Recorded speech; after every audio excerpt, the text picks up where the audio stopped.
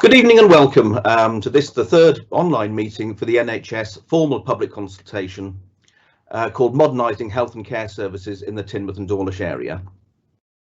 First, I'd like to introduce myself. I've been asked to chair this meeting. My name's Kevin Dixon. I'm a patient, I'm a carer, and I've been involved in the voluntary sector in South Devon for around 40 years. I'm also the chair of Health Watch in South Devon. I would like to just a general idea about my sort of role in this meeting. I'm really here to try and facilitate the meeting, to move things on, and to allow yourselves as residents to ask as many questions as you actually want to, and sort of raise those kind of issues, and then pass them on to sort of a panel of experts that we'll be coming up with a little bit later. Health Watch is also involved behind the scenes, and the role of Health Watch is an independent body and an independent charity. We'll be supporting the consultation as an independent partner. We'll be working behind the scenes to ensure that questions are asked and sort of and passed on. First thing I'd like to do is actually introduce my fellow panelists, and I believe we may have a slide here. So the panelists are, and I'll let colleagues introduce their actual job titles a little bit later. So we have Joe Turl, Liz Davenport, Dr. Paul Johnson, Dr. Carly Karakucevic, and Dr. Matthew Fox. Just to briefly go through the agenda, I've done my welcome, and we'll be showing a short video which will be looking at the current model of care and of the Health and Wellbeing Centre in Teignmouth. Then there'll be a presentation by Dr. Paul Johnson, who'll be looking at the sort of background to the proposal and the proposal itself. And then we'll be putting as much time as we possibly can into an open question and answer session. So if you would like to ask a question, I'd really encourage you to do so, or to post a comment. So you can ask questions or share your views by using the question and answer function in Microsoft Teams. You should see an icon that shows a question mark in a speech bubble with another speech bubble behind it. If you actually click on that icon, it will bring up a panel where you can type in a question. When you've typed in your question, tap or click the paper aeroplane symbol to send it to us. We'd encourage you to, if you possibly can, just give us an idea of your first name. That'd be really useful. Your second name, if you can, and just a general indication of where you come from. So that might be just, I don't know, possibly the first line of your postcode. So mine's TQ12, so it might be Kevin from TQ12 would like to ask the following question. That gives us an idea, where you're from. We really want to get a sort of broad spread of questions and comments from the urban areas, from the rural areas, from the villages. So you might want to put, your name and then Bishop Stainton or something like that. If you want to be anonymous, that's perfectly okay. It'd be really useful to actually find out where you're actually based. My independent Health Watch colleagues are then moderating the posts and will aim to publish as many as possible. If the moderators, when the questions come in, need to check something out with you, they may respond. So keep an eye out for any response in my question. They might just want a little bit of a clarification on something. Then you can read the published comments and questions in the featured tab of the Q&A panel. And what we're really trying to do is publish as many questions as we possibly can. The posts are being checked to make sure there's nothing offensive. This is the reason why it's sort of going through that sort of moderation before things are posted up. And we didn't want to sort of identify particular patients or carers or whatever. Now, you can post questions anytime you want to. So if you want to start posting questions now, please do. And we'll sort of come to those questions as part of the Q&A part of the meeting, which will follow in a short time. We do need to let you know that today's meeting is being recorded so others can watch it back later, and that recording will be made available on the CCG website. We'd also, right at the end, like to know what you think of this meeting format and your experience of accessing it. So really at the end of the meeting, we'll share a link to a short survey. and we'd be really grateful if you could actually fill that in. And as chair, I've actually promised that today's meeting will run to 7:30. We finish earlier, that's fine, but we really want to sort of harvest all your questions, gather all those questions in, and see if we can give you an answer, the kind of answers that we can. Right, I think the next thing we'll be doing is actually moving into a short video. The idea of the video is really to explain the current model of care, how it works, and how a health and wellbeing centre would further support that. So if I could have the video, please. Thank you.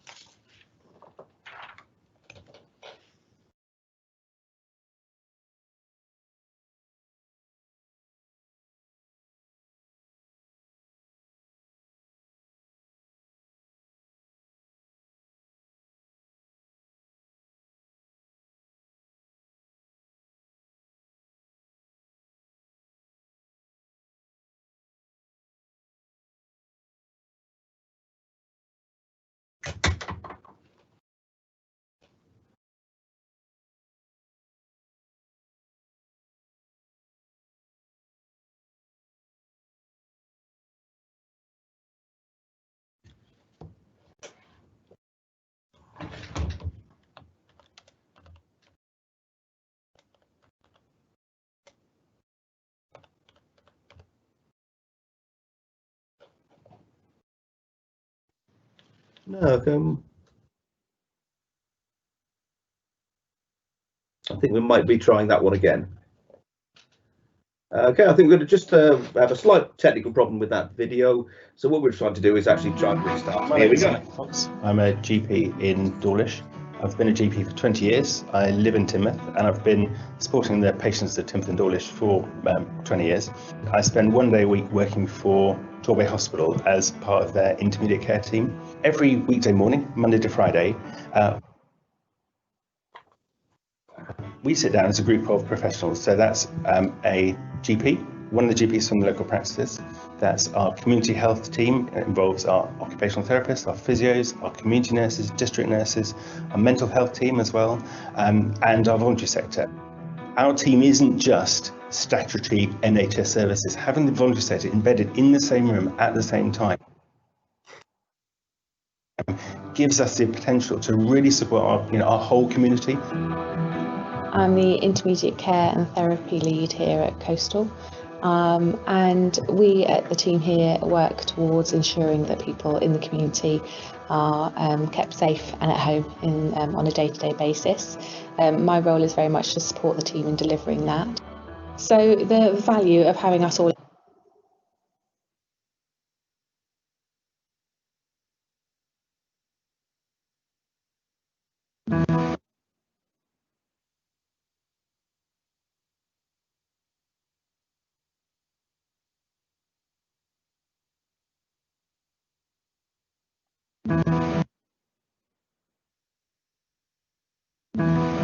My name is Matthew Fox. I'm a GP in Dawlish. I've been a GP for 20 years. I live in Teignmouth and I've been supporting the patients at Teignmouth and Dawlish for about 20 years. I spend 1 day a week working for Dawlish Hospital as part of their intermediate care team.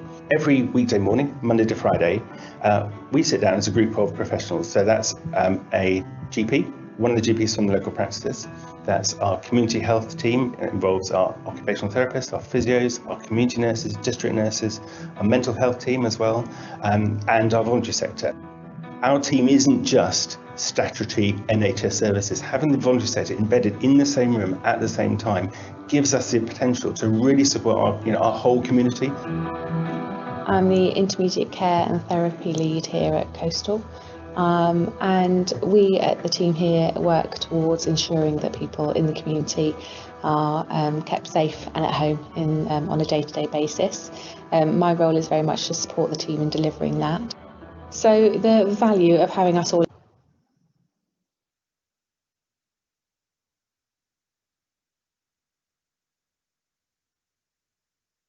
Right, it looks as though we've got one or two issues with the video. I'm not too sure whether should we try that one again just to see how it goes, or move straight in to our next presentation. I think we might need to move into the presentation, if that's not going to happen. Yeah, that's what I think we'll do. So yeah, thank you for listening. Apologies for the technology not keeping up the scratch there. And what I'd like to do now is just introduce Dr. Johnson, who'll sort of be explaining how things are going with the new centre. Paul, would you like to come in there? Thank you, Kevin. Hi, welcome everyone. Good evening.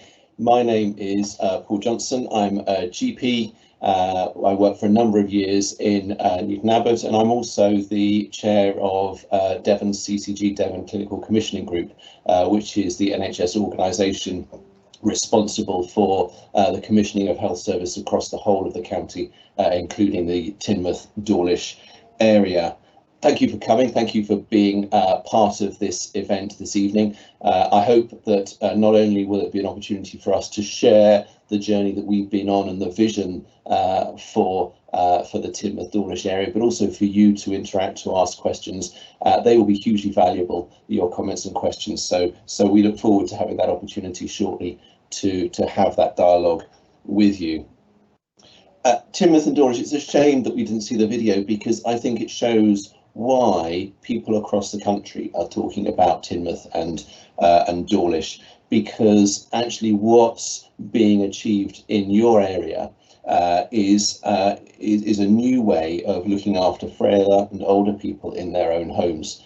And not only have people across the county come to look at it to see if there's anything that they can do similarly, but we've had interest from across the country. What we will cover today is obviously talk to you about the reasons for change. We'll talk about how you've been involved over the years to help get us to this point, and what vision that has led us to have. And the two things around that is the Health and Wellbeing Centre, and then the elements of the consultation that we're bringing to you today. And then lastly, just to highlight before we move to questions, just to highlight that this isn't the only way to get involved. There are many other ways that you can contribute to this discussion, and I'll cover those just at the end of the presentation. So why are we coming to you with a reason for change? Well, firstly, because the needs and the way we deliver the care for the needs of the people of Teignmouth and Dawlish have changed. Both Plymouth University and the Clinical Senate, the NHS Clinical Senate for the South West, have worked very closely with us to study what's been going on in Teignmouth and Dawlish. Again, you got a little bit of a snippet of it from the video, but it's much more than just that element. There are so many parts to what has been achievable for the people living at home, being able to be kept at home and cared at home. What they found was when this model works really well, and this collection of services and professionals works really well, that actually admissions into the acute hospital are 6% lower as a result for the population, but also when people do end up going into hospital, they stay in hospital for less time.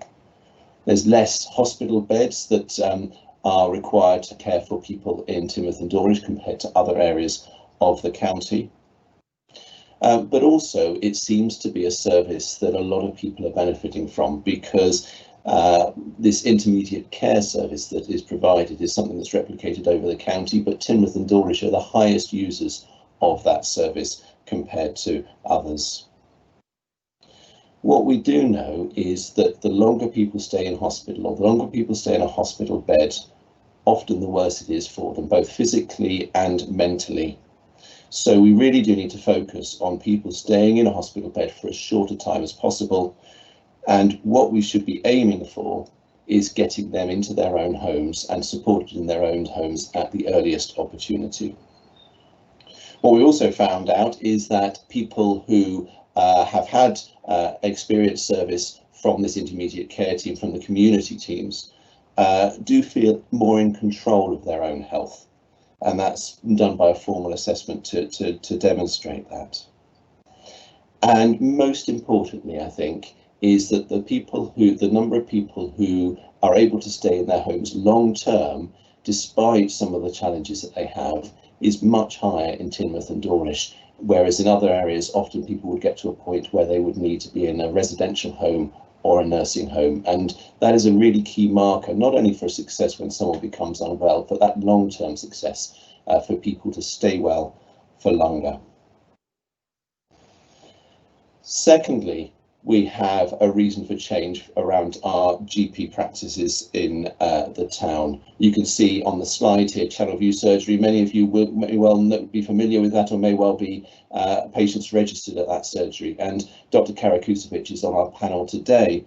And you will know that it's not the only place where it's in a building that really struggles to provide the infrastructure and the surroundings necessary for safe and effective care that you need. Access for disabled people is really challenging in these older buildings that weren't designed for it. Also, it is really important for general practice to be able to train and to recruit new staff, new doctors, new nurses, and new support professionals. And that is more difficult if the place where you have to work or the building that you have to invest in is one that is seen to be struggling and not fit for purpose. So what we want is we want somewhere where people can come and train and experience and not want to leave. And then we know that we've got a workforce for primary care that can be future-proofed and can be there for many years to come.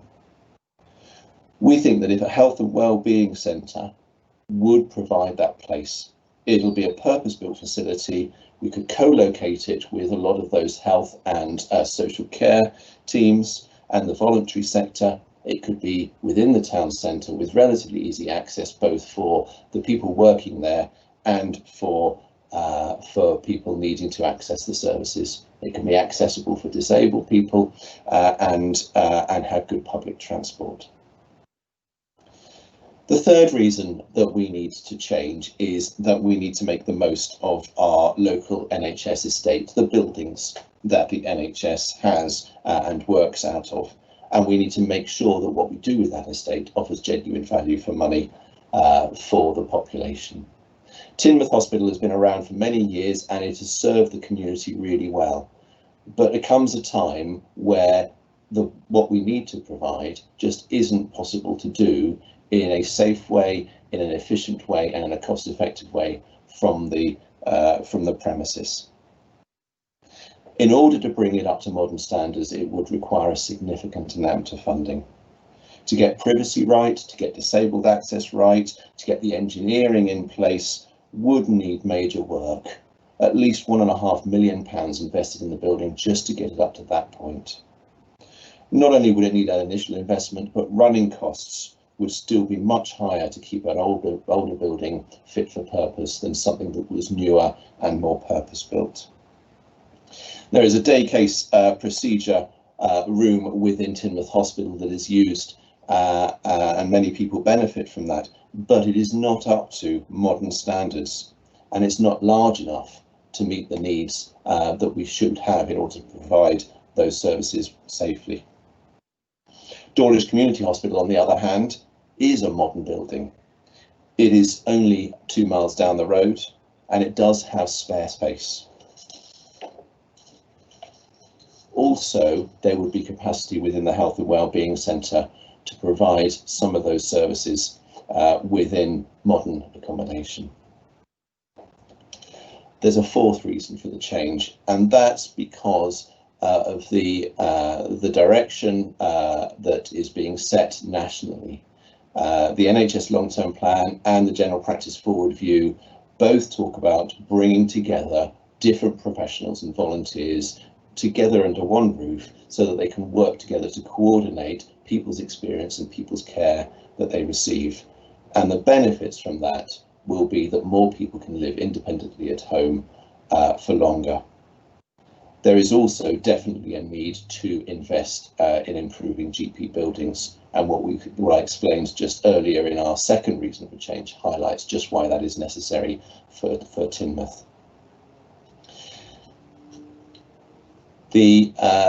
Locally, the Devon integrated care model is something that we have been working on for a number of years, and again talks about our intention to develop the services that can meet together, that can work together up from one base, and can be more focused on keeping people at home rather than being hospital focused. So how have you influenced our journey? Well, back in 2013, I know Matt Fox, who is on our panel today, a GP from Dawlish, was part of that engagement programme, asking you what was important for you in terms of the health and care services that you need. We then had that formal consultation in 2014 and 15, and we developed a proposal for a lot of the model that you benefit from now.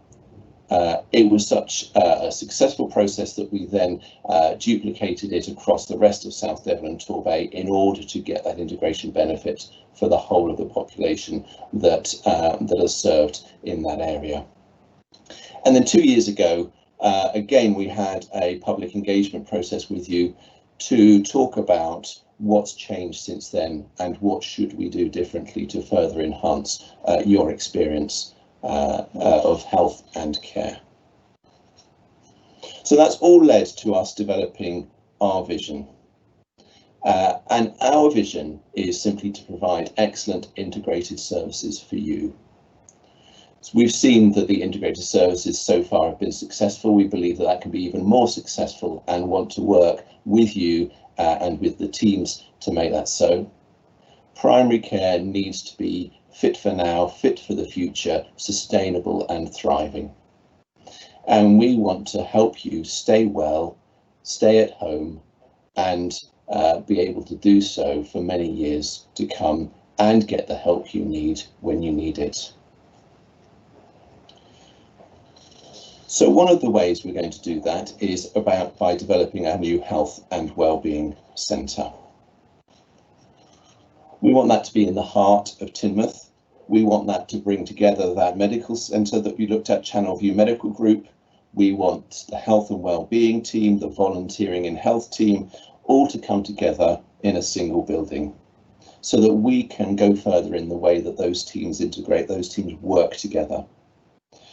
We can also offer more space in that building than we can currently do within the GP surgery, so that other services can come and make use of that on a drop-in basis. We want it to be a great place to work. We want it to be modern and bright and sustainable so that we can attract new people to come and work there, both GPs, nurses and other allied health professionals, so that you can have the best quality of care that we can possibly provide for you. It forms part of not just the GP surgeries, but it's the whole regeneration of that part of the town centre. It's going to be level, it's going to have good public transport links, it's going to be accessible for you, whatever your physical needs. We know that there will be car parks nearby, but we know that parking at a seaside town is challenging, and we will work with the council to try and make that as good as we possibly can for you. Now, the development of the Health and Wellbeing Centre gives us an opportunity to consider where do we best locate the other services that are currently located in Teignmouth Community Hospital. And that's what leads us to the proposal that we've put together for this consultation. It's one proposal, but there are 4 elements. And we'll go through those elements, one each, in just a moment. But if that proposal were approved, and we did go through with it, then Teignmouth Community Hospital would no longer provide any NHS services. And so Torbay and South Devon Foundation Trust, who own the building, would then likely look at selling that in order to release the money so that we can reinvest that in the local NHS. So what are those 4 elements? Let's look at the first element. And the first element is to move the high-use community clinics from Teignmouth Community Hospital to the Health and Wellbeing Centre in Teignmouth. Now, those clinics we're talking about specifically are audiology, physiology and physiotherapy, and podiatry. Now, these provide a lot of care for the local population. Most people who use these clinics are from Dawlish or Teignmouth, and they account for about 3/4 of all the outpatient appointments that happen within Teignmouth Community Hospital. So it makes sense for us to try and keep them as close to the community as possible, and there would be space and the opportunity to incorporate those into the Health and Wellbeing Centre. It would also make sense for us to also move the ear, nose and throat outpatient appointments into that Health and Wellbeing Centre, because that is so closely linked with audiology. So that's the first part of the proposal, which is about those high-use community clinics.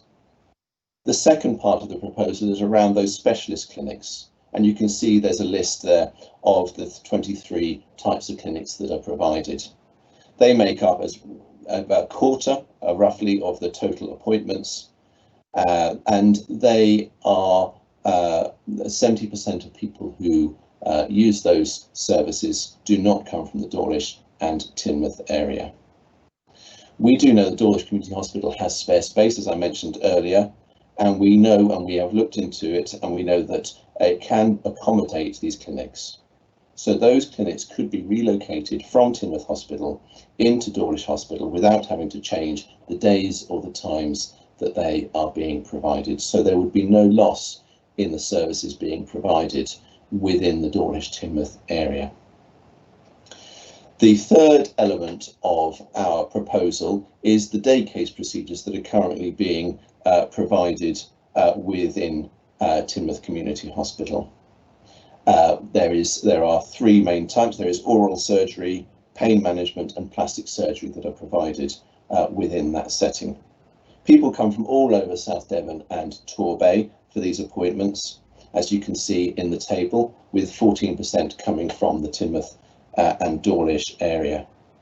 I did mention before that it is a small area, a small room that probably isn't fit for purpose for what we want to try and achieve through it, and you can see from the photo just the state, the condition of that room and the opportunity that we would have if we invest, and the plan would be to invest £360,000 in creating a bigger day case room in Dawlish Community Hospital that meets modern standards.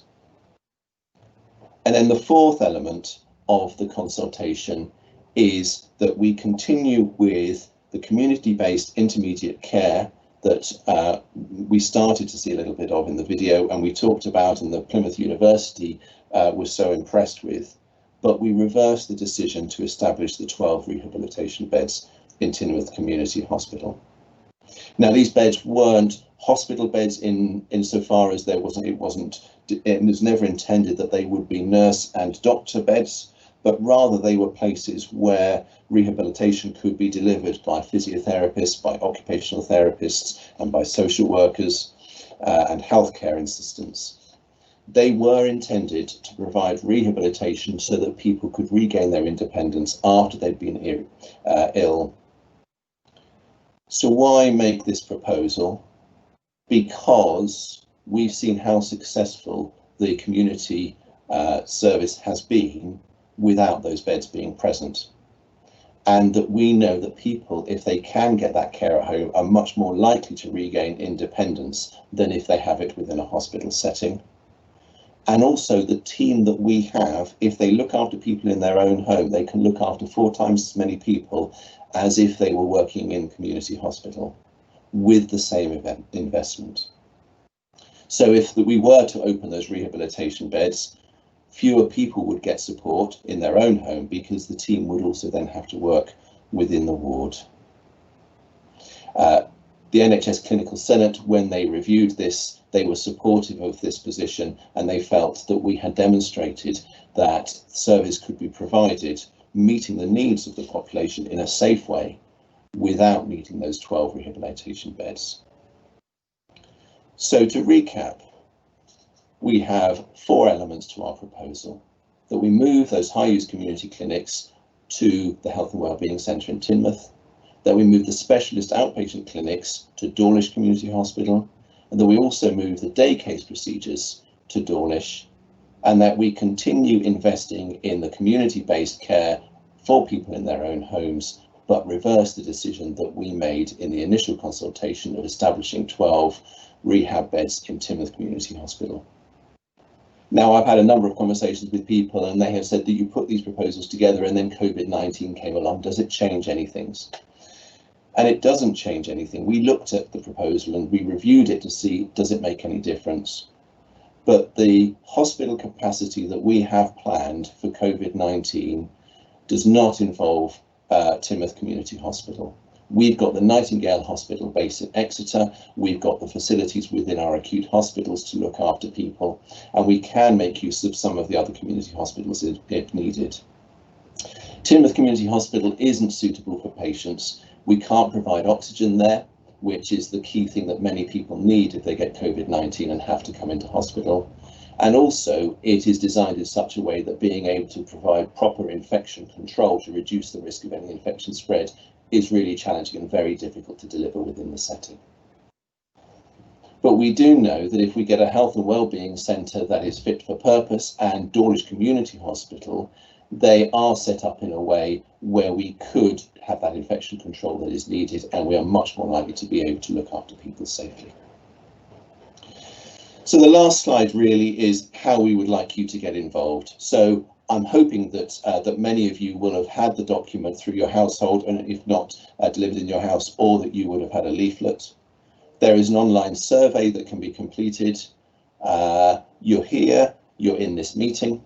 I would encourage you that if you are part of a community network or community group, that you go and talk to people and find out what they think and feed that back. And if you are unable to fill in the online survey, or if you feel that you need to ask more questions than you're able to do within this meeting, then we have telephone, we have email, we have other ways in which you can get in contact with us. Thank you for listening. I hope it paints a vision of just what is happening and also what can be happening within Teignmouth and Dawlish for you to continue living well and living healthy for many years to come. Thank you.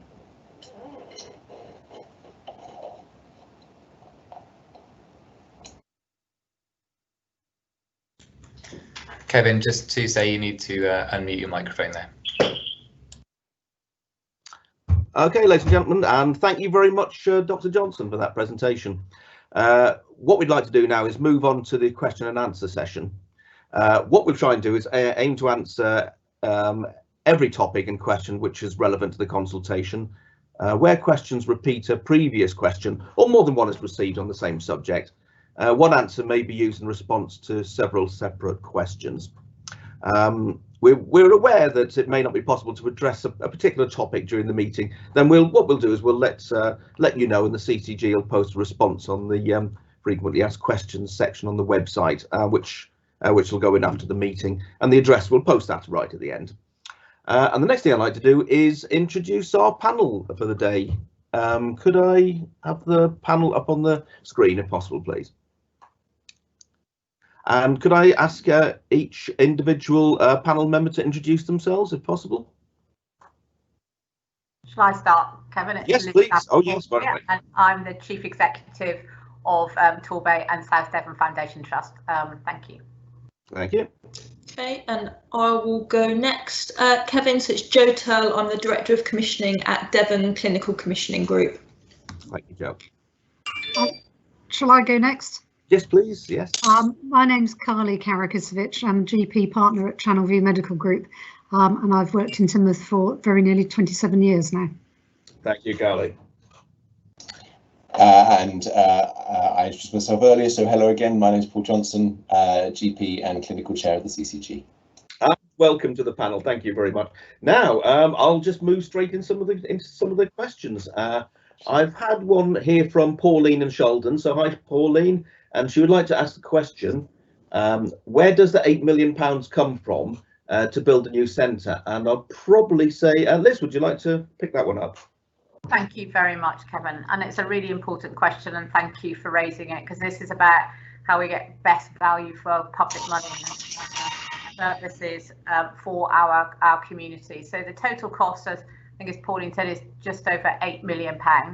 And the resourcing is a collaboration with 1.4 million from the trust and 1 million from the GP practices. So that gives us the basis of the arrangement. And then we're working with the trust strategic estates partner to have an investor who will help support us achieve the balance, and then the trust will take the lease on that building, and over the period of 30 years will hold that lease, at the end of which we will be, the NHS will be the owner of that building. So we believe that that then represents really good value in terms of the sustainability of our services in the local community. Hopefully that helps answer your question, Pauline. Okay, there. Thank you, Liz. There's actually a follow-up question from Pauline and Sheldon here, and it is, quote, why is the hospital involved in these discussions, as it already has everything in situ? So why move it at all, instead of spending on a much smaller amount on maintenance and updating? A much smaller building could be built for the doctor's surgery. Oh, Liz, do you want to pick that up again, and I'll pass over to Carly? Kevin, that's helpful. So if I say a little bit about the building, and then I think Carly may want to pick up on some of the themes that I think Paul had in his presentation. So the hospital at the moment is the base for our health and wellbeing centre, but our intention is to work in collaboration with primary care and the voluntary sector, and other key partners in supporting health and care in our local community. We work across health and social care, and I think it's important that we acknowledge it. And we need to make sure that we have a building that's fit for purpose, not just for now, but for the longer term, recognising the ongoing needs of our local community. And our belief is that investing in a health and wellbeing centre that brings all of those services together, we will achieve that goal, and also provide the right environment to deliver modern, up-to-date services, and be a good and positive environment that enables us to attract in a really high caliber workforce to the coastal area. But Carly, can I hand over to you just to say a little bit about what the kind of the clinical model might look like, and why the new building will help with that? Yes, certainly. Thank you very much. Really building on the presentation that Paul talked us through just now. Working as a GP over a long period of time, I'm very aware, and all our teams are, that we do work as teams. We very much have moved away from the model of a doctor and a handful of other staff. And as everybody who's a patient will be aware, our teams in our practices have grown enormously, particularly probably over the last 10 to 15 years. And we have a whole range of different personnel, but they're obviously mostly health-based. If as a patient I had a complex health need, it is very likely that I would need more than what my GP surgery could offer. And I would need services both from the health team, from my GP surgery, from the community health team, so that's physios, occupational therapists, and the community nursing team, but also from social care, who are pivotal in enabling people to stay in their own homes. So alongside those two groups, the health and the social care teams, we have the voluntary sector. Now that is a phrase that's used often, and it means different things in different places. Now here locally in Teignmouth and Dawlish, that means volunteering in health and the Alice Cross Centre principally, but there are other organisations as well. We firmly believe there's considerable benefits for all the members of all those teams, that bigger, wider team, sharing a physical space. That will improve communication, improve understanding of each other's roles, allow us to avoid duplication and misunderstandings between the professional groups. And the most important thing is that means we can improve the services we deliver to patients. Now, that sharing of physical space might, in the current times of COVID now, seem a slightly strange thing to say when we're socially distanced and we're doing so many things remotely. You know, this meeting is an example of how this is so different than we expected it to be. But I believe that over and above the ability to communicate by phone and by virtual meeting, being able to share a physical space moving into the future will be hugely beneficial for the delivery of services to all our patient groups. Okay, thank you very much there, Carly. Next question, this one's anonymous, and let's see. It was revealed on BBC News today that the UK is losing nurses who are leaving the NHS and care homes due to pressures and concerns of COVID. The UK needs an extra 50,000 nurses already, and this will get worse. How will the need to have more nurses and carers rushing around to individual elderly people cope with the major shortage of qualified nurses? Surely keeping all existing hospitals is a top priority, as they enable fewer nurses to cope efficiently with many elderly sick people 24/7 in a facility where extra resource can be provided rapidly. So yeah, certainly a workforce question. And Liz and Matt, I guess. Liz? Yeah, shall I start off? Thank you very much, Kevin. So I think it's a really important point, thank you, to acknowledge the huge contribution our workforce plays. And I think just listening to Carly's response a moment ago, she talked about the multidisciplinary team. So we're working both with nurses, physios, social workers, people from the voluntary sector, our GP colleagues. So the team that supports people in our community is a broad team, and it's a diverse team. And we are continuing to build on that capacity to make sure that we can support people in our community. Our nursing workforce is a very important part of that, and I think I heard that news story this morning about the impact on COVID, and it really does point to the important role that we play as employers to support people in the workplace and ensure that they get the right support around their health and well-being and the right training. And I think we've got a really strong track history of doing that across the whole of Torbay and South Devon. We also are very pivotal in supporting a number of different training routes so that we bring people into the workforce. We train them so they become skilled practitioners across the professional groups. And the fortunate thing about working in a community such as Torbay and South Devon, when people come with the right support, they stay, and that's something that we're very proud of.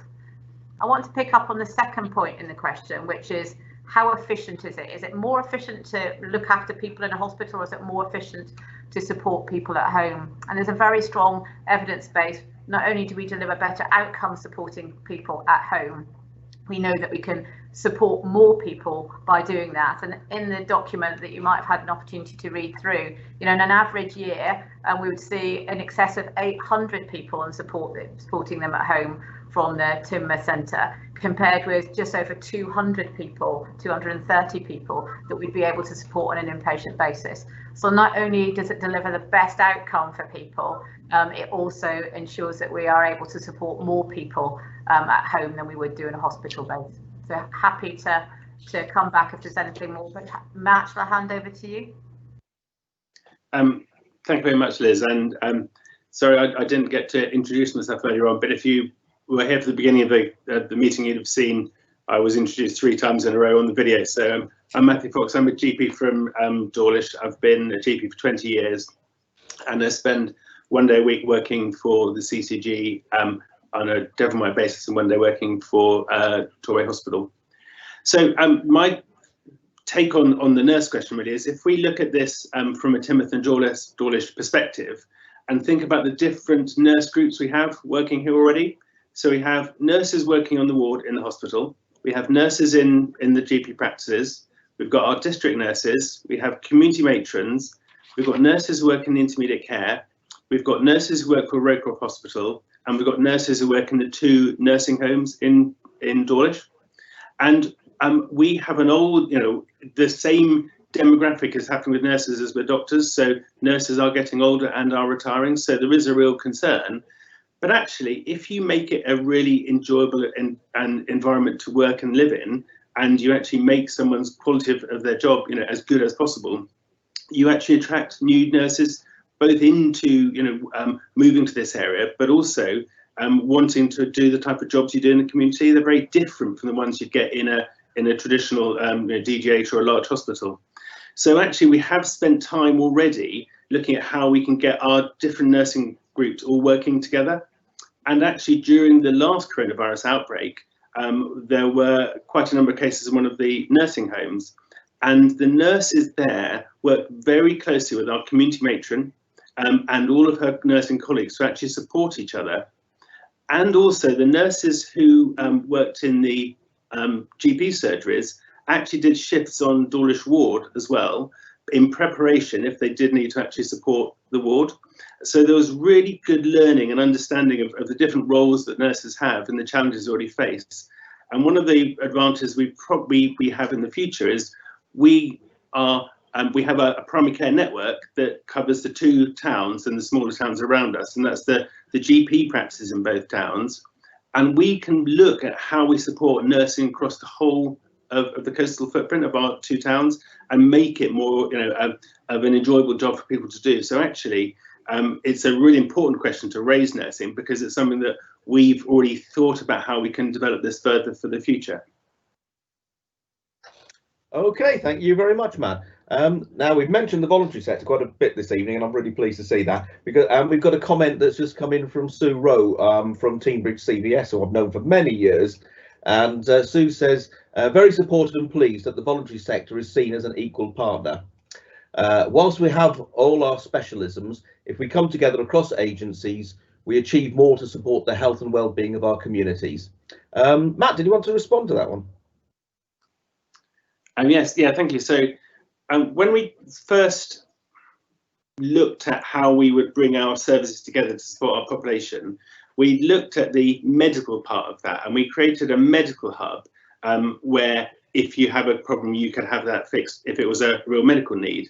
But one of the other things we did was we created a voluntary hub as well within Teignmouth Hospital. So if you were isolated, if you were vulnerable, if you wanted to, to actually have an opportunity to sort of stay independent, you could go and see a real live person from the voluntary sector and have a the real conversation with someone, and actually they could look at with you what you want to try and achieve and how to develop that, and that will carry on within the new network and be even more embedded in that too.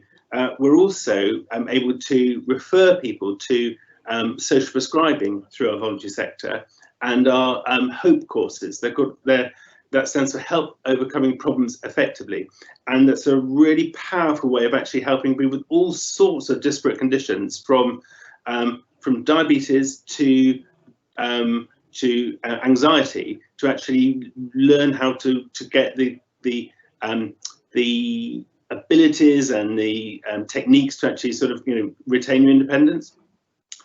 The other thing to consider about our voluntary sector, I'd just like to do a quick shout out for Dawlish Community Transport and Assist Teignmouth as well, so fairly large organisations locally too. They feel upset if we just focus on the Teignmouth ones, but we also have smaller groups too. And actually having the knowledge of the voluntary sector in our towns, we are really lucky to have such a vibrant voluntary sector already in place. In Dawlish Hospital, we have a member of the voluntary sector from VA Volunteering and Health, who was actually funded initially by the Dawlish League of Friends. And her role is to sit in the multidisciplinary team meeting. So every week we discuss all the patients in the ward and how to get them out and back home again. And she is an equal member in that meeting. And her impact is really, really significant. It's the stuff that you don't realise. So actually, if you're going to get someone out of hospital and they need a hospital bed, who takes the other bed out of the way? Who makes the house stable so you can actually go in? Who makes sure they've got bread and milk and things like that in place too? So it's not just what happens in the hub at the moment, but also how that works across the whole of our 2 towns. So our voluntary sector are already equal members in what we do, and by bringing them even closer together with us, we can actually use all of the benefits we get from having such a vibrant voluntary sector locally. Okay, thank you very much, Matt. Let me move on to Helen in Dawlish, who asks, I knew this one would come up, how many parking spaces will be available to both staff and patients? Liz and Matt? So thank you for that. So parking is definitely something that we've heard quite a lot about through the consultation events that I've been part of, and I know how important it is. So we do have parking at Dawlish. I think there's about 6 places from memory on site, including a drop-off point for people that want to be dropped off there, and there's access to public transport. And we will continue to work with the council to make sure that we optimise parking, but also access to the building. Matt, you probably are a bit more familiar with this because you are based next door. Is there anything else you want to say? And I guess the other thing I think we've also picked up is also about how we encourage cycling, from a health and wellbeing perspective, but also to free up other transport options. Shall I hand that to you? Thanks. Yeah. So I guess a couple of things. Like you said, Liz, parking's come up time and again, and there's both the parking in Teignmouth and the parking in Dawlish. So in Dawlish itself, there's a large Timber Bridge Council car park next to the hospital used by the surgery as well.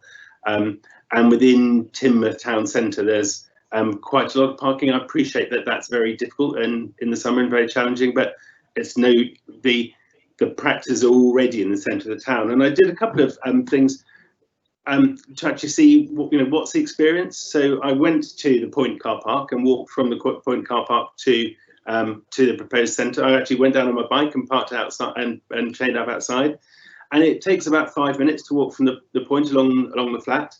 And then I also went to the Key Road car park, and that's only about a minute and a half away, but I appreciate that's a long-term car park, so it can be harder to get space there. But I also looked at what would happen if you were to take a bus as well. And actually taking a bus to Old Teignmouth Hospital and stopping at the bottom of Mill Lane and having to walk up the hill was actually quite an undertaking even now. But if I were an older person, with a degree of frailty, that would be quite a challenge for me. So actually having something based within the town really gives people the benefit of public transport. I also looked at what it'd be like if you were to get the bus into Dawlish. So the bus stops at the end of Plantation Terrace, and it's about a 500 or 400 metre walk from there to the surgery and the hospital along the flat as well. So I really appreciate that parking is seen as a real concern, but in lots of ways parking is already something that has been looked at, and we're aware of all the challenges there, and using both the public transport, but also considering primary care has had a massive change in the last 6 months, and we are now dealing with so many more of our patients either online or with video consultations or in lots of different ways, that actually there's been such a huge change already that technology is only going to increase that further. So we may well find that things we think are a challenge now change very significantly as we use technology further.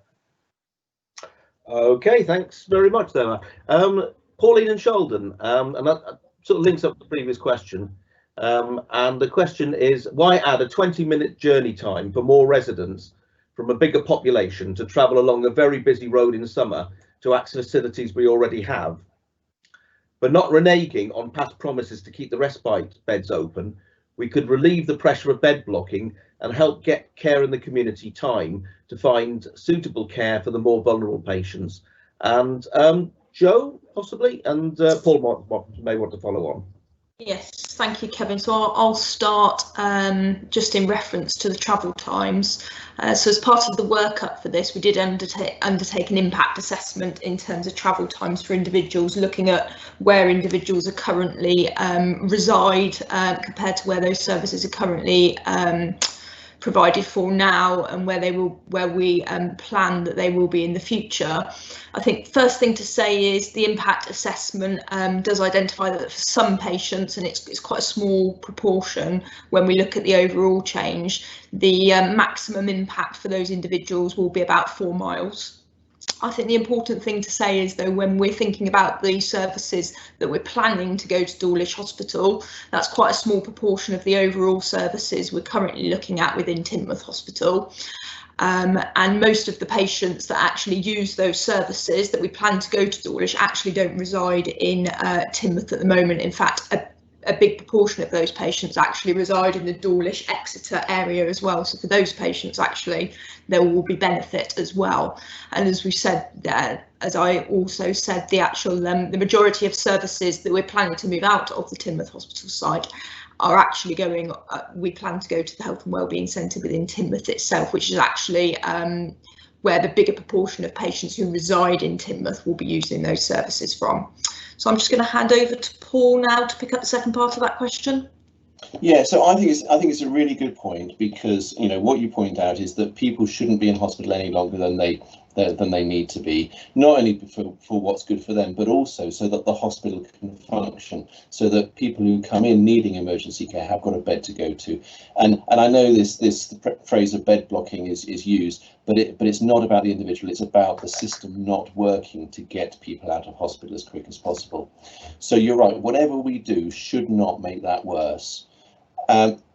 I think our experience in the Teignmouth Dawlish area has shown us that if you get the model right and get people, instead of from the acute hospital in Torbay into a rehabilitation bed and then home, but if you can do everything you can to get them directly home and wrap around the support needed to keep them at home, then actually you can do that quicker, because as we've said already, the staff you have available can look after many more people in their own homes than they can in a rehabilitation hospital setting. But also the outcome for them is better because they're in their own setting, they're at home, they're doing some of those things at home that are normal for them, rather than being in a bed where they can get all those complications around physical deconditioning. If we thought that not opening the beds, and they haven't been functioning and things have been working well, would make that worse and people would be stuck in Torbay Hospital, then this isn't a conversation that we would be having. And the fact that Dawlish and Teignmouth, actually the residents there have a shorter length of stay in Torbay Hospital compared to people in other areas of Torbay and South Devon, shows that there's something right about the model that's currently being used and the experience that people are getting that actually can't be due to those rehab beds, because they're not part of what's being delivered at the moment. It must be something about getting that balance for people in the community right. Okay, thank you there, Paul. Next one, there is frequent mention of the voluntary sector becoming more involved. So clearly the moves being proposed are to cover the costs of PFI and future underfunding of the NHS. Is this scheme a Trojan horse to move more people towards private healthcare via a two or multi-tier system? Liz? I think actually, Kevin, I'm going to pick this one up to start with, if that's okay. So I think thank you for the question. I think the important thing to say to start off with is that this won't change how people access services. This won't change anything in terms of the fact that NHS services are free at the point of contact. So that won't change. I think what we've heard, hopefully you've heard tonight through the presentation that Paul gave and the way that Matt talks about the voluntary sector, is the importance of bringing the voluntary sector together on a single site with other services, health and social care services and primary care. There's no financial benefit to us doing that as the NHS. So if we didn't include the voluntary sector in that build, that would be okay. We could have had a smaller footprint, so there's no overall financial impact. The impact is about what that does in terms of providing services, integrated services for patients. So I don't know whether there's anything, Liz, you want to add to that or not. Thank you, Jo. I suppose I just want to reinforce the critical role the voluntary sector play as partners. So we come together to deliver what our local community needs. And I think one of the real values of the approach that we're taking is that we all come together. And I think we've heard Paul and Matt talk about the voluntary sector being kind of critical partners when we think about what people need and putting the right level of support around them. So this is a really positive step in my view. Okay, thanks very much, both. Next one, the proposed new Teignmouth Medical Centre is planned to be built in a future flood risk area. Why? Liz, this might be yours. This one's definitely for me. Yeah. Thank you very much. So again, this is something that we've had talked about, and it's a really important point.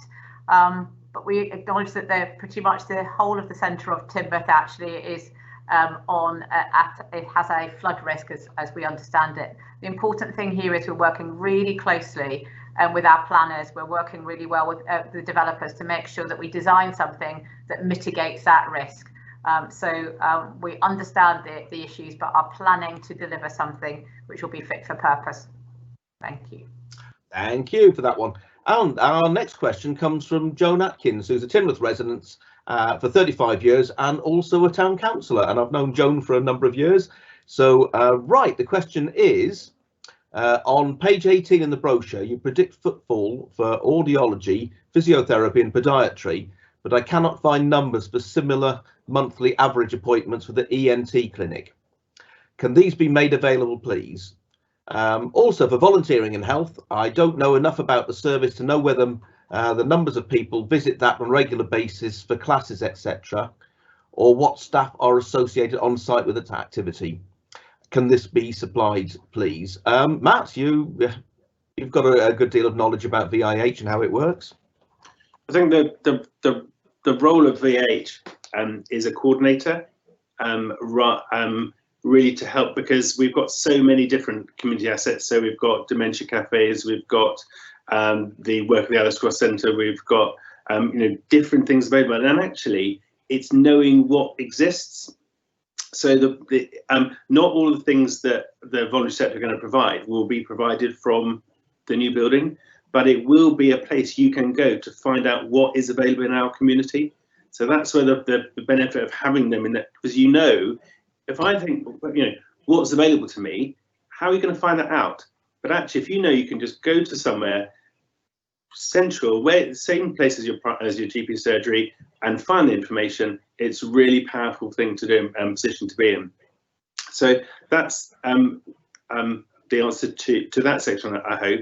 I think the first part of that question was about the ENT clinics. I think that is available on the with the information packs. So I would imagine that can be given to you.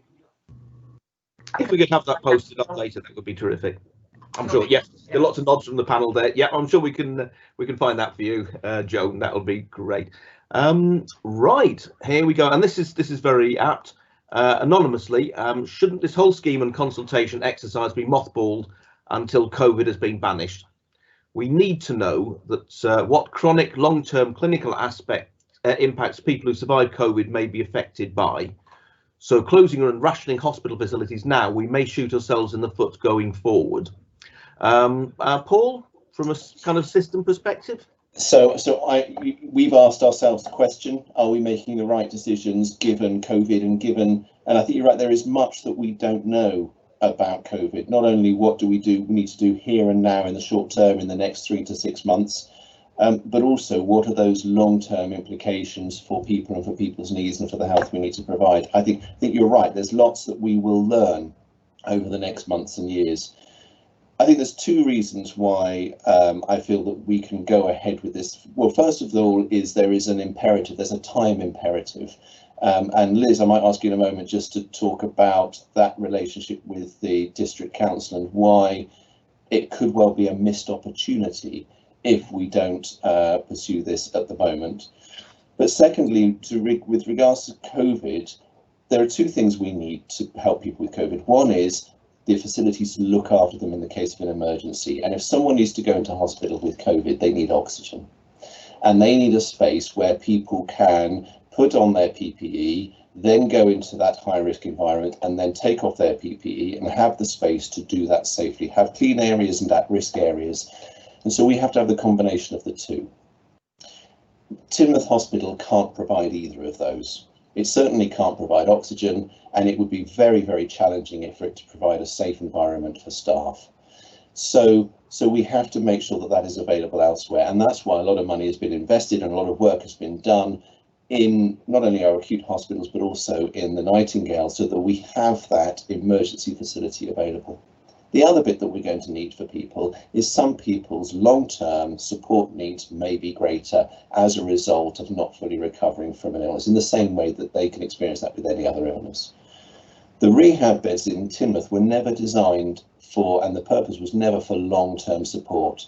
That long-term support, we have other ways of doing that. We work with local authorities around long-term care that is provided, whether that's in people's own homes or within care homes. But also it's that drive to try and do that as best as possible so that people can stay in the environment they want to be, which is nearly always their own home rather than a hospital bed. So whether Teignmouth beds are there or not, we don't believe, and I certainly don't believe as a healthcare professional and as seeing what the effect of COVID is so far, that they will be beneficial for us in the acute phase. And they have a role for people who have neither do they have a role for people who will have long-term ongoing needs that need to be met elsewhere. But Liz, the other thing is about the timing imperative. Absolutely, thank you. So, so we've been working very closely with Teignmouth Council around the redevelopment of Brunswick Street for a health and wellbeing centre, but it is part of a bigger plan for the community. And in order for the council to progress their total plan, they do have a very defined timeline that they have to work with. So we do need to make a decision about whether we're able to proceed with the health and wellbeing centre on the Brunswick site by the beginning of the new year, so in January, in order for the whole plan to work for the centre of Teignmouth and to enable them to achieve that kind of that objective to improve that town centre position. So if we are unable to meet that timeline, that puts at risk our ability to secure that site for the health and wellbeing centre. Okay. Yep, thank you for that. Next one. Have contracts for the disposal of Teignmouth Hospital already been drawn up, or will the site be put up for open tender? Liz again. Thank you very much. And again, that's been a common theme, and thank you for raising it. So I think the important thing for us to acknowledge is that the outcome of the hospital has not been decided, because it's the conclusion of the consultation and the decision around the services as set out in the proposal that we've been through today will inform the decision. So in the event that the proposals are accepted and implemented, that will mean that Teignmouth Hospital will be vacant, will be an empty building. It's at that point we will then seek to dispose of that building. No decision have made at the moment, and there's no contracts currently in place. And we would sell that building to enable us to reinvest the resource in our health and care services. The NHS has scarce capital resources, so it would represent a positive opportunity for us to invest in services for the long-term future of our community. Thank you. Thank you very much for that. Right, this is anonymous, and this might be directed. So, well, Paul might want to pick this one up. Are any of these people dedicated clinicians, or are they working for financiers? The follow-up is it's a fair question, and an answer, please.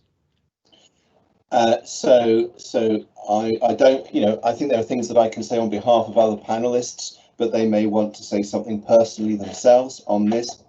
So there are 3 GPs on this panel, myself, Matt and Carly. Liz, although she is Chief Executive of the Trust, is clinically trained and worked for many years as an occupational therapist. So we all have that experience. I'm going to answer this from a personal perspective. I qualified in 1996. I dedicated many of my first years training to be a care of the elderly consultant, and then wanted to take those skills into the community and became a GP. My passion was looking after people, particularly those with complex needs who were really vulnerable. And what I discovered was I could do it with people in their own settings at home rather than in hospital. That has never changed. That still is the case, whether I'm working as a GP or whether I am chairing the clinical commissioning group. I would not want to stand up in front of people and propose something that is detrimental to a population or to an individual. That's not why I get up in each morning. That's not why I do the job. Whatever benefits people may perceive will be there. I certainly won't experience any of them with regards to the financiers. What I will hope to experience is seeing people and hearing stories of people getting good quality care in premises that are fit for purpose or in their own homes. I'm sure Carly and Matt and Liz have worked in environments that are not fit for purpose, and you can't do the proper job. You can't give the care you want. You can't work with the team as closely as you want to. It's an unsatisfactory job to do. It's a risky job to do, and it's not delivering the care that we want to deliver. And that's what's behind this consultation.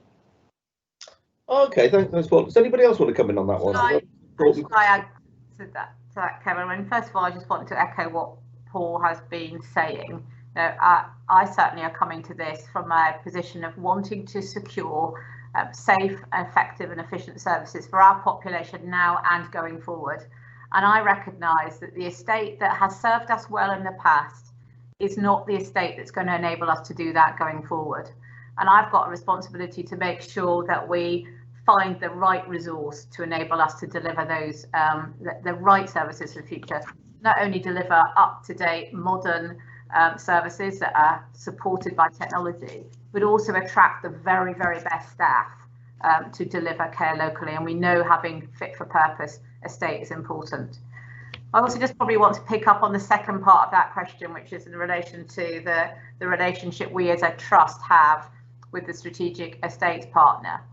As an NHS, we have a scarce resource and we've got a complex set of buildings and services that we need to deliver. And we, alongside other organisations, sought expert advice to help make sure that we were using the resources we have and the buildings we have in the most effective way. And we sought that expertise from an estates partner who can bring that commercial knowledge, can bring the expertise to help make sure that we make very best use of those resources.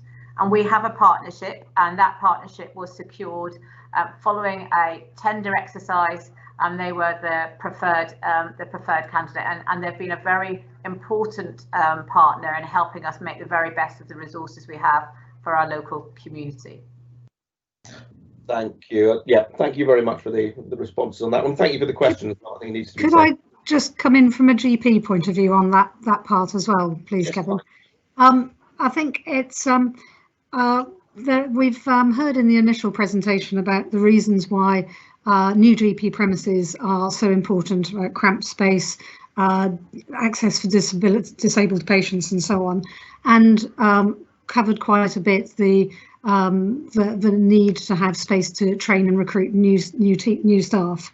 I think I would just like to emphasise how important it is to ensure we have sustainability of primary care, GP services and our wider teams going forwards. And if we don't do something about the infrastructure, our poor infrastructure now, that puts our primary care services at risk, which is absolutely not what we're trying to do. So from my perspective, as a GP working in the area for a long time, is to ensure that this really exciting proposal where we have medical services, social care and voluntary sector all in the same place is there to provide great services for the coastal area and to sustain general practice in Teignmouth. Okay, thank you very much. Can I also finally, I think this is a question we're all really keen to actually to have the opportunity to answer actually. I've been a GP for 20 years as well. I'm a full-time GP, Monday, Tuesday, Friday, full-time practice with a £22,000 patient list. And I also do 2 ward rounds in Dawlish Hospital, and we work in the evenings and at weekends as well. But the reason why I'm involved in this is that this is our population. I am aware that we have an older population in Teignmouth and Dawlish. We have areas of quite significant disparity in life expectancy. We have high levels of preventable disease, cancers and heart disease and things like that. And we also have a significant, small population of younger people with significant challenges as well. And actually, it's my role as a local GP, and I think colleagues as well, that actually this is our population. We should be doing the right thing for them as much as we can. So the reason why I'm here now is to do exactly that. Thank you. Yep. Right, thank you very much for that one. We're almost there, actually. I think we've got one last question. So if anybody's out there that wants to come in with a final question, send that in reasonably quickly. Right, Pauline and Sheldon. And Pauline's question is, having listened to the video for reasons to change the fact, remains that one large practice wants better premises. That's all. Everything else has already taken place in Teignmouth. Having let the building deteriorate due to lack of maintenance, just remedy this by spending the money available to update, leaving the town of Teignmouth well served with continued support from the excellent League of Friends. And Carly. I don't think I can hear you, Carly. You might need to unmute yourself. My apologies. I started talking too quickly. Thank you very much. I think from reading Pauline's question, the bit she's talking about the allowing the Teignmouth Hospital, the second part of that question refers to the hospital rather than GP premises. So I might need to pass that part of the question back to Liz. the benefits of GP, the co-location of these services, will not just benefit the patients registered with Channel View Medical Group. We are the largest practice in Teignmouth now, but the benefits of the co-location are serving patients across the whole locality. So that, as Matt's been talking about, that's patients in Teignmouth and in Dawlish, and all the outlying areas that we serve as well. And it's irrespective of whether the patients are registered with my own practice that is intending to move into this building or not. The consequences of the closer working and the development of services and the ability to be flexible to patients' needs will be there and available for everybody, not just dependent on which practice you're registered with. So I think that probably answers my part. If I could pass to Liz about Teignmouth Hospital. Thank you, Tolly. And I suppose my response to that would be the investment in the hospital would not give us the range of services I think me and my colleagues have been talking about today, and the value that will bring to the wider community of bringing the health and wellbeing centre, primary care, the voluntary sector together to deliver that range of services to the local community. And it's that fit for purpose facility, not just for now, but preparing for the future, that we feel that we need to invest in. And hopefully we've really articulated a very clear case of why we want that investment to be made. Okay, thank you very much, everybody. I think that's probably our last question, so looks like we'll be finishing a little bit early. I think we'll probably leave that there, so thank you very much, everybody. First, what I'd like to do is to thank everybody, all the residents, all the locals for asking those questions, and to all the comments that have actually been sent in that people have shared, and they will certainly be noted for during the consultation process. And some of the statistics, as I think Joan was mentioning earlier, we will sort of post them on the frequently asked questions site. So that's pretty much the end of the meeting.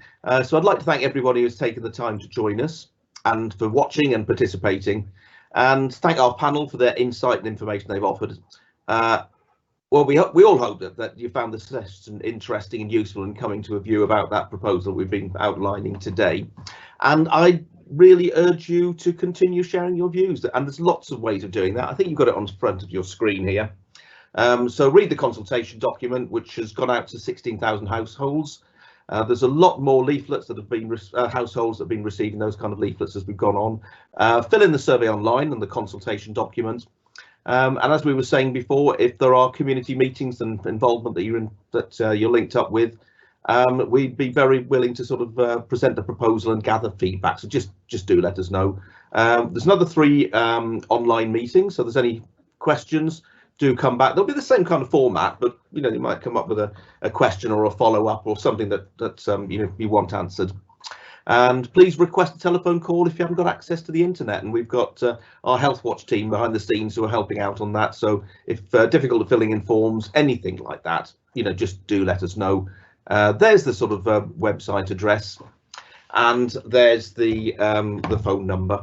So finally, if I can close and give my own personal thanks to everybody that's been involved in this. Apologies to Matt for missing him out when I introduced everybody earlier. It's difficult when you can only see a few people on the bottom of the screen. I've enjoyed that. I found it very informative and very useful. And thank you very much, ladies and gentlemen, and have a wonderful evening. And thank you. Thank you, Kevin. Okay, bye.